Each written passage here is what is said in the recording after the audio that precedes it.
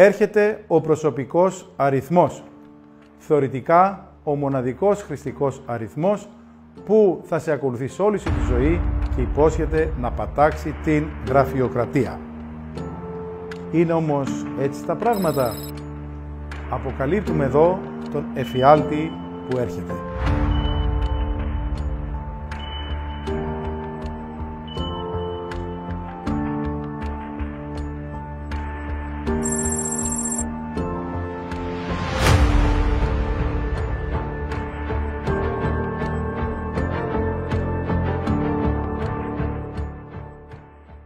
Αδιαμφισβήτητα, για να λειτουργήσει το κράτος και οι οποιασδήποτε υπηρεσίες χρειάζονται χρηστικοί αριθμοί ή αλλιώς τομεακοί αριθμοί, ένας αριθμός ανατομέα. Έτσι υπάρχει ο αριθμός δημοτολογίου, ο αριθμός φορολογικού μητρώου, το γνωστό αφημί, ο άμκα, ο αριθμός ταυτότητας και άλλοι. Και όλοι αυτοί προκύπτουν όταν οι άνθρωποι πρέπει να είναι αναγνωρίσιμοι με μία μονοσήμαντη αντιστοιχεία σε ένα σύστημα αρχιοθέτησης. Είτε του παλαιού τύπου με την γνωστή χαρτούρα του, είτε του νέου τύπου συστημάτων πληροφορικής με όλες τις απίθανες δυνατότητες βεβαίως που μας προσφέρουν. Και λέμε απίθανες δυνατότητες διότι δεν είμαστε τεχνοφοβικοί. Τι είναι λοιπόν ο προσωπικός αριθμός? Αυτός που βλέπετε εδώ είναι ένας κλασικός αφημί που αποτελείται από 9 ψηφία. Και οφείλουμε να συνειδητοποιήσουμε ότι ο αφημί είναι ήδη ο προσωπικός μας αριθμός για τις ηλεκτρονικές μας συναλλαγές με το δημόσιο.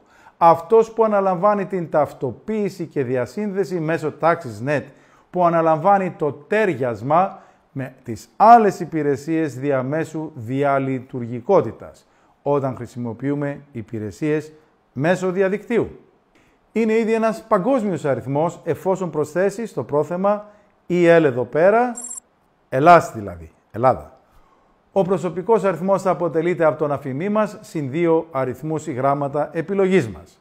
Εδώ επιλέξαμε το ΑΧ, δηλαδή το ΑΧ, και έναν τρίτο ο οποίος θα σχηματίζεται από έναν αλγόριθμο επιβεβαίωσης του συστήματος αυτόματα. Εδώ επιλέξαμε το Β για να πάμε από το ΑΧ στο ΒΑΧ.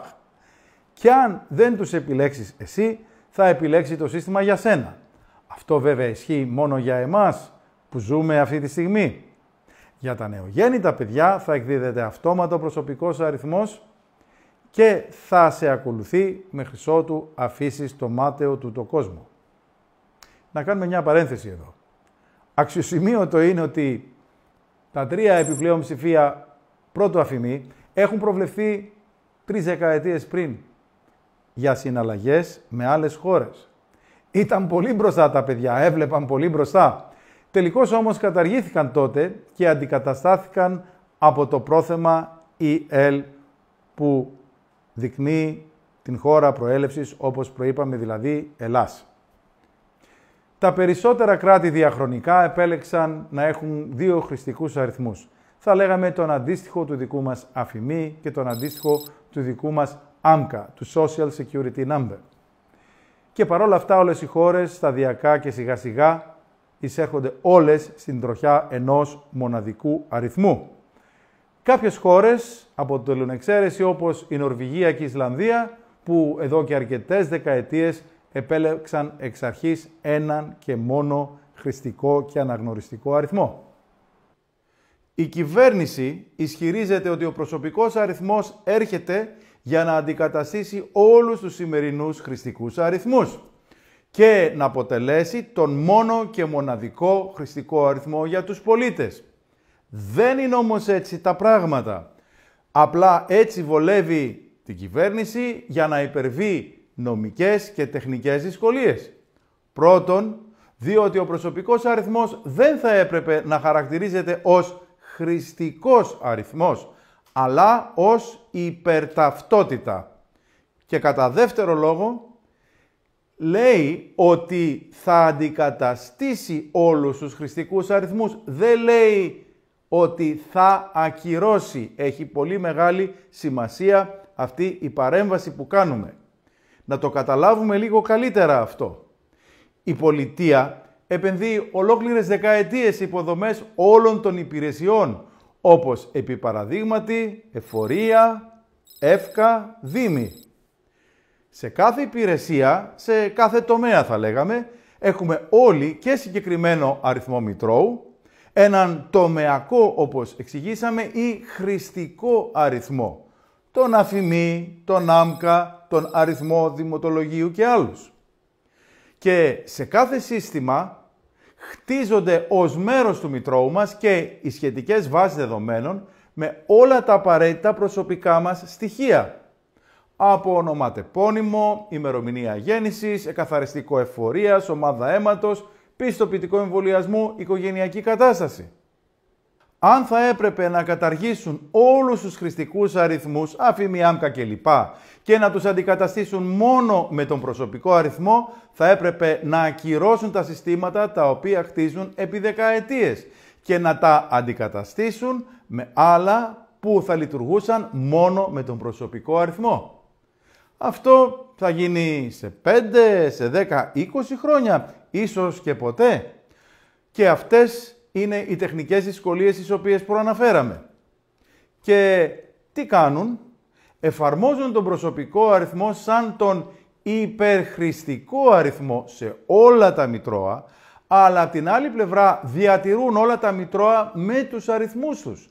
Έτσι διατηρείται και το αφημί και ο άμκα και ο αριθμός δημοτολογίου και αντίστοιχοι αριθμοί σε άλλα μητρώα, αλλά είναι σαν αόρατοι. Έτσι, ο προσωπικός αριθμός ανάγεται σε ένα πασπαρτού κλειδί για όλα.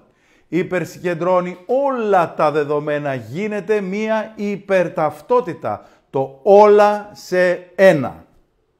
Εξού και νομικές δυσκολίες, τις οποίες προσπαθεί να υπερβεί η κυβέρνηση με τον χαρακτηρισμό του προσωπικού αριθμού ως χρηστικού. Κάτι που από την πρώτη στιγμή ακόμα και η Αρχή Προστασίας Προσωπικών Δεδομένων έδειξε τη δυσαρέσκειά της σύμφωνα με τη γνωμοδότησή της. Το ίδιο το όλα σε ένα προσπάθησε να κάνει και αρχικά αλλά και επιπόλαια ο ΕΚΑΜ, ο ενιαίος κωδικός αριθμός μητρώου. Πριν λίγα χρόνια μέσω νομοσχεδίου που κατέληξε τελικώς στον κάλαθο των αχρήστων. Εκκρεμεί ακόμα η έκδοση του Προεδρικού Διατάγματος σχετικά με τον προσωπικό αριθμό. Άποψή μας, λόγω των δυσκολιών νομικής φύσεως και τεχνικής που προαναφέραμε. Με αποκορύφωμα το ζήτημα του αν θα αναγράφεται στη σημερινή ηλεκτρονική ταυτότητα ο προσωπικός αριθμός ή όχι. Η σημερινή νομοθεσία δεν επιτρέπει την αποθήκευσή του στο τσιπάκι της ηλεκτρονικής ταυτότητας και αυστηρά μιλώντας ούτε την αναγραφή του. Γι' αυτό ακριβώς και προσπαθεί η κυβέρνηση να τον χαρακτηρίσει ως χρηστικό αριθμό, γιατί είναι μία τρίπλα με αμφίβολη νομική εγκυρότητα. Η πραγματικότητα βέβαια είναι πως η αιμονή για τη χρήση ενός και μόνο χρηστικού αριθμού μαζί με τις νέες ηλεκτρονικές ταυτότητες αρχίζει να υλοποιείται παγκοσμίως τα τελευταία 10 με 15 χρόνια. Η νέα αυτή ανάγκη δεν προκύπτει ουσιαστικά για την εξυπηρέτησή μας, ούτε για την πάταξη της γραφειοκρατίας, αλλά για να διευκολύνουμε τον έλεγχο των πολιτών από την άρχουσα τάξη με τεχνολογικά μέσα. Δεν θα μπορείς να κάνεις τίποτα στη ζωή σου χωρίς να παρακολουθείσαι και χωρίς τον προσωπικό αριθμό. Ούτε να πας στη δουλειά σου. Καταρχάς δεν θα μπορείς να έχεις δουλειά χωρίς τον προσωπικό αριθμό. Ούτε να έχεις πρόσβαση στην τράπεζα, είτε μέσω διαδικτύου, το γνωστό web banking, είτε σε ένα υποκατάστημα για όσο υπάρχουν μετρητά. Αν και δεν πας μόνο στο ταμείο, σε μια τράπεζα πηγαίνεις και για άλλες υπηρεσίες. Ούτε για ψώνια, ούτε στο σούπερ μάρκετ, ούτε στο βενζινάδικο. Δεν θα μπορείς να χρησιμοποιείς καμία ιδιωτική ή δημόσια υπηρεσία. Ούτε καν βόλτα δεν θα μπορείς να πας. Θυμόσαστε μήπως τους εγκλισμούς, το περίφημο lockdown? Υπό μία έννοια, δεν θα μπορείς να πας ούτε εκκλησία. Μήπως σας φαίνεται υπερβολικό? Όχι. Γιατί? Για να παντρευτείς, για να βαπτιστείς, για να κυδευτείς, θα πρέπει να έχεις προσωπικό αριθμό, διότι μόνο έτσι θα μπορείς να διευθετήσεις τις σχετικές διαδικασίες. Τη σχετική χαρτούρα, είτε είναι ηλεκτρονική είτε όχι. Θα το χοντρίνω ακόμα περισσότερο. Θυμόσαστε μήπως την περιορισμένη πρόσβαση στην Εκκλησία επί COVID και την ελεγχόμενη πρόσβαση, θα λέγαμε. Εύχομαι να μην φτάσουμε στο σημείο να χτυπάμε και κάρτα σε μια εποχή κρίσης ή στην οποιαδήποτε εποχή για να μας επιτραπεί ή όχι η πρόσβαση στην Εκκλησία. Ποια θα είναι αυτή η κάρτα? Η νέα ηλεκτρονική ταυτότητα μαζί με τον προσωπικό αριθμό. Εν κατακλείδη, ο προσωπικός αριθμός θα χρησιμοποιείται ως ο ένας και μοναδικός χρηστικός αριθμός, χωρίς τον οποίο δεν θα μπορείς να ζήσεις. Και κάθε άλλο παρά χρηστικός θα έπρεπε να χαρακτηρίζεται, αυτό απλώς βολεύει την κυβέρνηση. Θα αποτελεί από μόνος του μία υπερταυτότητα και θα είναι υποχρεωτικός. Αλλάζουμε σελίδα όμως. Θα θέλαμε να θίξουμε κάποιες άλλες, ίσως ακόμα πιο ανησυχητικές πτυχές του προσωπικού αριθμού, που ίσως δεν είναι προφανείς για το ευρύ κοινό. Πρώτον, τι σημαίνει επί της ουσίας η αριθμοποίηση του προσώπου και πώς συσχετίζεται με τον προσωπικό αριθμό. Και δεύτερον, ποιοι άλλοι λόγοι υπάρχουν για να είμαστε μοναδικά και αποκλειστικά αναγνωρίσιμοι από έναν αριθμό σε μια κοινωνία η οποία θα διαχειρίζεται από την τεχνολογία. Η αριθμοποίηση ξεκίνησε πρώτα στα ζώα. Στην αρχή με το επίπονο σωματικά μαρκάρισμα μέσω καυτού σιδήρου, με τα ανάγλυφα αρχικά του ιδιοκτήτη κτηνοτρόφου στις αγελάδες και αργότερα με την πολιτισμένη αριθμοποίηση με σκουλαρίκια ή ακόμα και με γραμμικό κώδικα, το γνωστό barcode και το QR code στη συνέχεια. Η αριθμοποίηση του προσώπου δείχνει να ξεκίνησε ιστορικά πρώτη φορά στους τρόφιμους φυλακών. Έπρεπε ο κάθε φυλακισμένος να είναι αναγνωρίσιμος με μία μονοσήμαντη αντιστοιχεία μέσω ενός αριθμού. Και καταλαβαίνουμε βεβαίως την ανάγκη της γραφειοκρατίας, το μητρό, τα αρχεία, αλλά γινότανε από ό,τι φαίνεται κυρίως για λόγους τιμωρητικούς.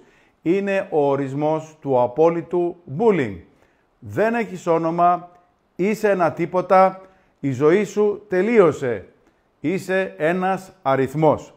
Μία μορφή ανθρώπινης ή μάλλον απάνθρωπης απαξίωσης του προσώπου. Το αποκορύφωμα της αριθμοποίησης και ταυτόχρονα μαρκαρίσματος με τατουάζ το είδαμε για πρώτη φορά στα φρικτά στρατόπεδα συγκεντρώσεως των Ναζί.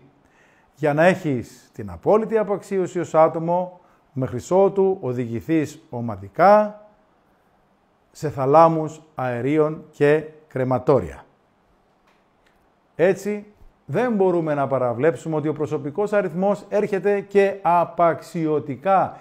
Γίνεσαι από πρόσωπο νούμερο, με προφανείς βεβαίως εσχατολογικές διαστάσεις. Μας συνηθίζουν σε νούμερα, σαν τις αγελάδες, σαν τους φυλακισμένους. Να είμαστε έτοιμοι για Νταχάου και Auschwitz, μέχρι ότου έρθει εκείνος ο ένας, ο δυσώνυμος αριθμός του σφραγίσματος. Όσο γραφικούς και αν θέλουν να μας βγάλουν κάποιοι, αυτή είναι η τραγική αλήθεια, όπως επιβεβαιώνεται από τους Αγίους της Εκκλησίας μας, αλλά και από σύγχρονους γεροντάδες στην συντριπτική πλειοψηφία τους. Ποιοι όμως είναι οι επιπλέον λόγοι που υπάρχουν για να είμαστε μοναδικά και αποκλειστικά αναγνωρίσιμοι από έναν αριθμό και μάλιστα από μηχανές? Ως εισαγωγή να καταλάβουμε κάτι. Κάθε μηχάνημα, από στερεοφωνικό, δείχνουμε εδώ ένα retro pick-up, ψυγείο, πριντήριο, μίξερ, μόντεμ ή υπολογιστής, διαθέτει έναν σηριακό αριθμό. Ένα μοναδικό αριθμό αναγνώρισης, έτσι ώστε η κατασκευάστρια εταιρεία να μπορεί να αναγνωρίσει το συγκεκριμένο προϊόν, παραδείγματος χάρη σε μία περίπτωση βλάβης. Λογικό, διότι το ψυγείο δεν μπορεί να ονομάζεται Μάκης ή Αναγνωστόπουλος. Επιπλέον όμως, όταν ένα μηχάνημα συνδέεται στο διαδίκτυο, υποχρεωτικά λαμβάνει ακόμα 2 αριθμούς αναγνώρισης, τους οποίους μπορεί ο κάθε ένας από εμάς, με μια απλή εντολή στον υπολογιστή του, να τους ανακαλύψει. Είναι το MAC, η Physical Address, και το IP Address, το IP που λέμε. απαραίτητη για τη διασύνδεση κάθε υπολογιστή στο διαδίκτυο. Συνοψίζοντας, ένα μηχάνημα έχει τον σηριακό αριθμό, το MAC address και το IP του, γνωστό απλά και σαν IP, τα αρχικά των λέξεων Internet Protocol. Αποτελεί δηλαδή τον μοναδικό αριθμό διασύνδεσης και αναγνώρισης στο διαδίκτυο. Η νέα τάξη πραγμάτων, η μεγάλη επανεκκίνηση, μας θέλει δυνατό να είμαστε πάντα online. Ο άνθρωπος πρέπει να είναι πάντα αναγνωρίσιμος και μάλιστα από μηχανές, διότι έτσι εξασφαλίζεται και η παρακολούθησή του και η εξάρτησή του από αυτές. Γι' αυτό και θεωρούμε τις έννοιες του προσωπικού αριθμού με τον προσωπικό IP του κάθε ανθρώπου ταυτόσιμες.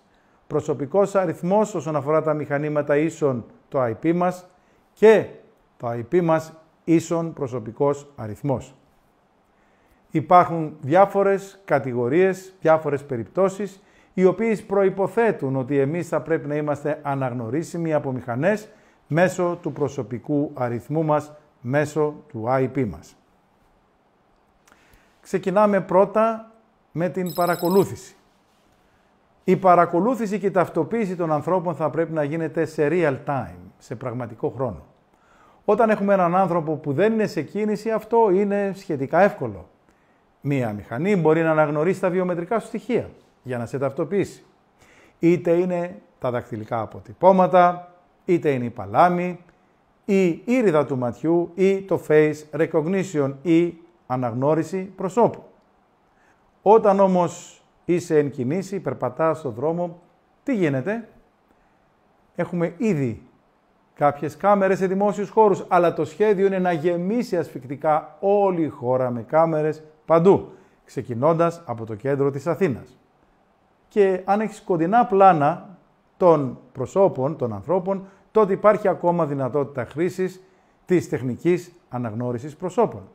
Όταν όμως έχεις μακρινά πλάνα μέσα στο πλήθος, τότε τι γίνεται? Εδώ λοιπόν υπάρχει μια τεχνική η οποία συσχετίζεται με την μοναδικότητα που περπατάει κάποιος, με τον τρόπο που κινεί τα χέρια του, με τον τρόπο που κοντοστέκεται. Ας πούμε το κινητικό αποτύπωμά μας, που αποτελεί και αυτό ένα βιομετρικό στοιχείο. Όμως αυτό δεν επαρκεί, διότι θα υπάρξουν περιπτώσεις που θα είναι σχεδόν ένας πάνω στον άλλον, μέσα στο πλήθος. Περιπτώσεις τυφλών σημείων, όπου μία κάμερα και οι αλγόριθμοι που βρίσκονται από πίσω δεν θα μπορούν εύκολα να σε αναγνωρίσουν. Έτσι, η σίγουρη οδός αναγνώρισης και ταυτοποίησης εξ αποστάσεως είναι να κουβαλάς μαζί σου πάντα ένα τσιπ. Στην αρχή θα μπορούσε να είναι η ηλεκτρονική μας ταυτότητα ή το κινητό μας που θα συμπεριλαμβάνει ηλεκτρονικά και την ταυτότητά μας και τον προσωπικό αριθμό στη σχετική πλατφόρμα ή ακόμα και το smartwatch. Και αργότερα ένα εμφύτευμα στο χέρι. Εξάλλου είναι γνωστό ότι ήδη όλα τα σύγχρονα συστήματα παρακολούθησης σε χώρους υψής της ασφαλείας χρησιμοποιούν ήδη αυτή τη συνδυαστική μέθοδο. Συνδυάζουν δηλαδή την εικόνα από τις κάμερες και την πληροφορία που παίρνουν από το RFID chip που κουβαλάς πάνω σου. Έτσι πλέον μετατρέπεται και η δημόσια παρακολούθηση σε μία συνεχή, αδιάλειπτη, online αναγνώριση του προσωπικού σου αριθμού σε συνδυασμό με όλα τα υπόλοιπα, όπως ο μοναδικός τρόπος κίνησής σου και χρησιμοποιούνται συνδυαστικά. Τα εμφυτεύματα ήδη υπάρχουν στα ζώα εδώ και πολλά χρόνια. Στα δε σκυλιά είναι υποχρεωτικά βάση νομοθεσίας. Σιγά σιγά έχουν αρχίσει πειραματικά να περνάνε και στους ανθρώπους και μάλιστα οικειοθελώς, όπως έκαναν κάποιοι την εποχή του εγκλισμού που εγκατέστησαν ένα RFID chip για να έχουν το COVID Pass συνεχώς μαζί τους, να μην χρειάζεται να το περάσουν στο κινητό ή να έχουν χαρτούρα. Το είδαμε κυρίως στη Σουηδία αλλά και σε άλλες χώρες. Κάποιοι άλλοι, ακόμα και σήμερα, χρησιμοποιούν ένα RFID chip για να κάνουν τις πληρωμές τους είτε online είτε σε σούπερ μάρκετ ή να έχουν πρόσβαση σε εγκαταστάσεις προς αντικατάσταση της χρήσης κινητού ή του smartwatch, του έξυπνου ρολογιού. Το RFID chip, όπως και η αναγνώρισή μας στο διαδίκτυο, θα πρέπει να έχει τη μοναδικότητα ενός μοναδικού χρηστικού αριθμού. Και εδώ έρχεται ο προσωπικός αριθμός να κάνει τη δουλειά του. Ερχόμαστε όμως σε ένα άλλο παράδειγμα, τα οχήματα, την ταυτοποίησή τους και την παρακολούθησή τους. Διότι πρέπει και αυτά να έχουν τον IP τους, ειδικότερα αν πρέπει να διαχειριστείς πολλαπλά αυτόνομα οχήματα, διότι προς τα εκεί πηγαίνει η τεχνολογία. Αλλά και εμείς οι άνθρωποι πρέπει να είμαστε αναγνωρίσιμοι από τα οχήματα, είτε ως πεζοί, είτε ως οδηγοί. Το αυτοκίνητο, ακόμα και αν το οδηγείς εσύ, δεν θα παίρνει πρόσχωρη στον προσωπικό αριθμό το IP μας, πόσο μάλλον το αυτόνομο όχημα, στο οποίο απλά θα κάθεσαι στο τιμόνι απολαμβάνοντας τον καφέ σου ή διαβάζοντας τα email σου. Η ιδέα της εκπομπής ενός μοναδικού αριθμού για λόγους ταυτοποίησης μέσω ηλεκτρομαγνητικών κυμάτων είναι παλιά και εφαρμόστηκε για πρώτη φορά στα αεροπλάνα.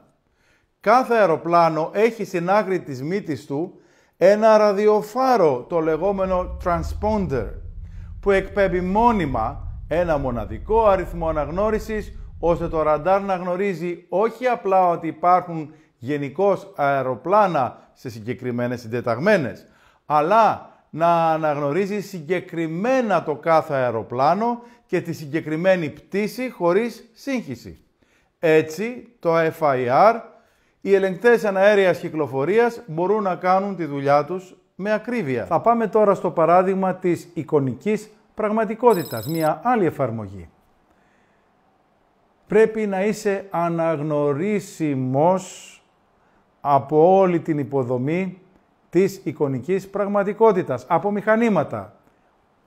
Πώς? Με το IP σου. Κάθεσαι στον καναπέ του σπιτιού σου και από εκεί διαχειρίζεσαι φορτίο εμπορικών φορτηγών πλοίων με την άνεση του καναπέ σου.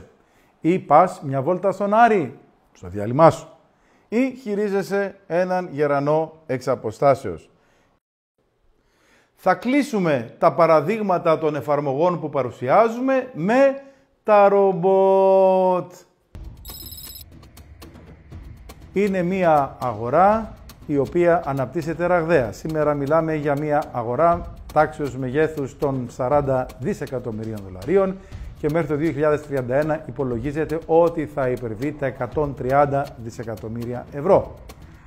Αν σήμερα κάθε σπιτικό έχει από 1 ως 2 αυτοκίνητα, κατά μέσο όρο, ανάλογα με το πόσοι ζουν σε κάθε σπίτι και τι οικονομική άνεση έχουν, το ίδιο τουλάχιστον αριθμητικά θα γίνει σιγά σιγά και με τα ρομπότ.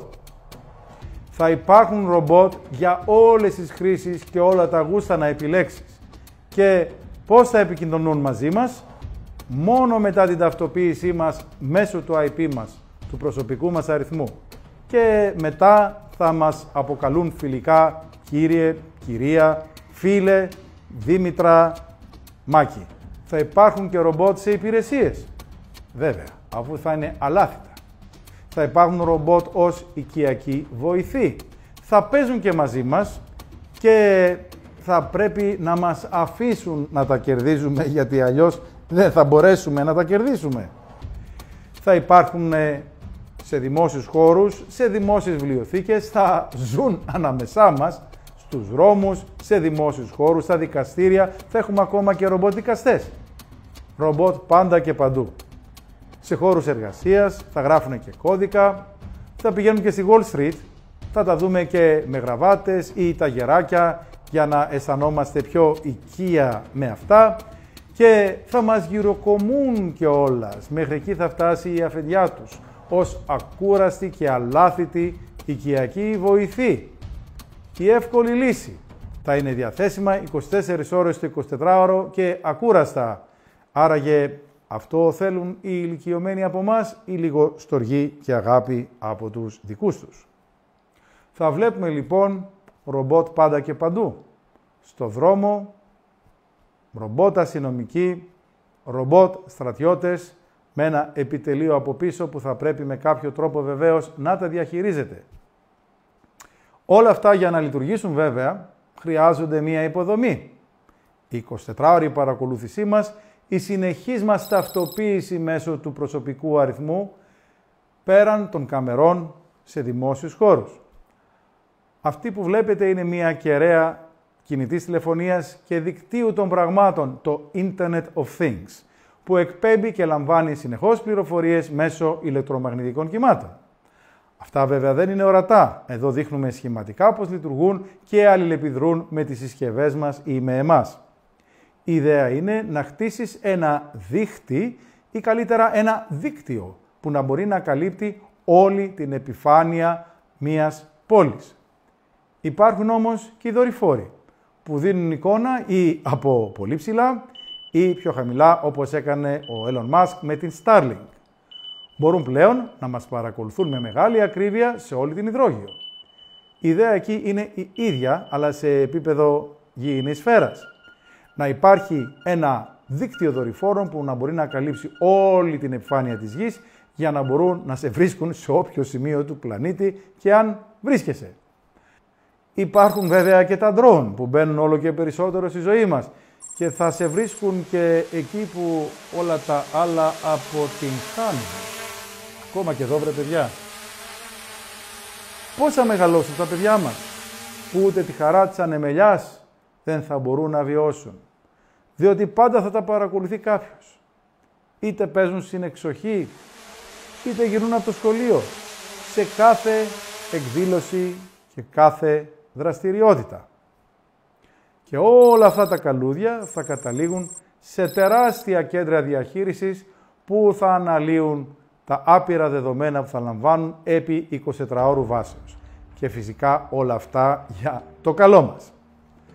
Εν κατακλείδη ο προσωπικός αριθμός αποτελεί αναπόσπαστο μέρος του IP μας ή τέλος πάντων του οποιοδήποτε πρωτοκόλου διασύνδεσής μας στο διαδίκτυο και αναγνώρισής μας από μηχανές με μία μόνο σήμαντη αντιστοιχεία. Έτσι θα μπορούν να μας παρακολουθούν επί 24 ώρου βάσεως και να αναλύουν όλα τα προσωπικά μας δεδομένα ανα πάσα στιγμή. Στην άλλη άκρη της οθόνης θα υπάρχουν είτε οι χειριστές εντολοδόχοι μιας εφιαλτικής δικτατορίας που θα λαμβάνουν εντολές άνωθεν. Είτε αυτοί, είτε οι επίδοξοι hacker που θα μπορούν να αποκτήσουν πλέον πρόσβαση στα πάντα μέσω του προσωπικού μας αριθμού. Τους το κάναμε πάρα πολύ εύκολο. Μα πάρα πολύ εύκολο. Δεν θα μπορούμε να κρυφτούμε πουθενά. Και μη μας πει κάποιος ότι υπάρχει ασφάλεια, γιατί δεν υπάρχει σύστημα που δεν μπορεί να χακαριστεί. Θα αναρτούν το πρόσωπό σου ακόμα και στο δρόμο όταν είσαι ανεπιθύμητος, όπως στην Κίνα. Προς παραδειγματισμό, λες και είσαι καταζητούμενος. Θα ζεις έναν εφιάλτη online. Θα σε παρακολουθούν πάντα και παντού όλο το 24ωρο.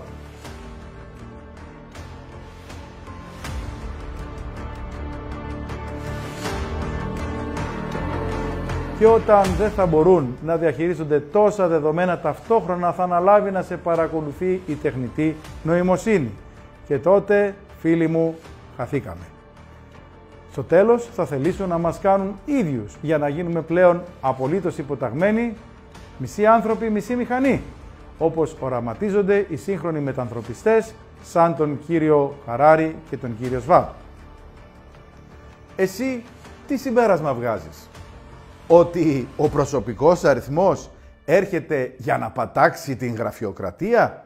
Έρχεται για να μην θυμάσαι πολλούς αριθμούς? Όσα παρουσιάσαμε είναι άκρως ανησυχητικά και θα έπρεπε να προβληματίζουν, διότι οφείλουμε και εμείς να διακρίνουμε τα σημεία των καιρών. Μήπως είναι η κόκκινη γραμμή για την πορεία προς το σφράγισμα? Ο Άγιος Παΐσιος μας προειδοποιεί.